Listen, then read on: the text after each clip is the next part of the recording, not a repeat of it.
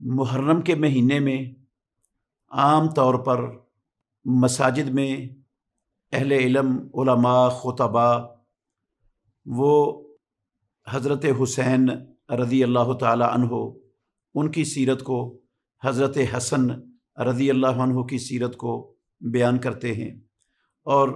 اہتمام کے ساتھ محرم کے مہینے میں کربلا کے حادثے کو بھی بڑے اہتمام کے ساتھ بیان کیا جاتا ہے۔ کیا شرعی طور پر یہ عمل درست ہے؟ محترم ناظرین کرام، جہاں تک تعلق حسنین کریمین رضی اللہ عنہما کی سیرت کا ہے، ان کے فضائل کا ہے، ان کے مناقب کا ہے، وہ تو ہمیشہ ہی بیان ہوتے رہنے چاہیے۔ اس کے لیے کوئی مہینہ بھی متعین نہیں اور کوئی دن بھی سال میں سے متعین نہیں ہے۔ صرف حسنین کریمین رضی اللہ عنہما ان کے متعلق ہی نہیں، حضرت ابو بکر صدیق رضی اللہ عنہ، حضرت عمر فاروق رضی اللہ عنہ، حضرت عثمان غنی رضی اللہ عنہ، علی المرتضیٰ رضی اللہ عنہ،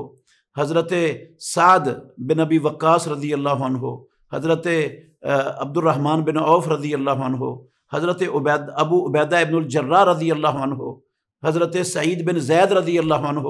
اور جتنے بھی باقی صحابہ رضوان اللہ علیہ مجمعین ہیں، یا جن صحابہ نے بہت بڑے بڑے کارنامے اسلام کے غلبے کے لیے اور کفر کی قوتوں کو توڑنے کے لیے دنیا میں سر انجام دیے، تاریخ میں جن کے کارنامے روشن مینار کی حیثیت رکھتے ہیں، ان کو بھی،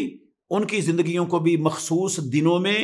دن کو مخصوص کر کے، مہینے کو مخصوص کر کے، تاریخوں کو مخصوص کر کے جو ہے نا وہ بیان کرنے کا تصور نہیں تھا محدثین میں، نہیں تھا اس امت کے سلف صالحین میں۔ تو ہمیں حسنین کریمین ہوں یا باقی صحابہ رضوان اللہ علیہ مجمعین ہوں، سیدہ فاطمۃ الزہراء سیدۃ خاتون اہل الجنہ ہوں، چاہے کوئی بھی اہل بیت میں سے ہو، سپیشل طور پر، خاص طور پر بڑے اہتمام کے ساتھ محرم کے مہینے میں باقی مہینوں کو چھوڑ کر، 11 مہینوں کو چھوڑ کر صرف اسی مہینے میں اس کو ضروری سمجھنا اور اس کا بہت زیادہ اہتمام کرنا، اس سے گریز کرنا چاہیے مسلمانوں کو۔ ایک تو یہ سلف کا طریقہ نہیں، دوسرا اس پر کتاب و سنت میں سے کوئی دلیل نہیں،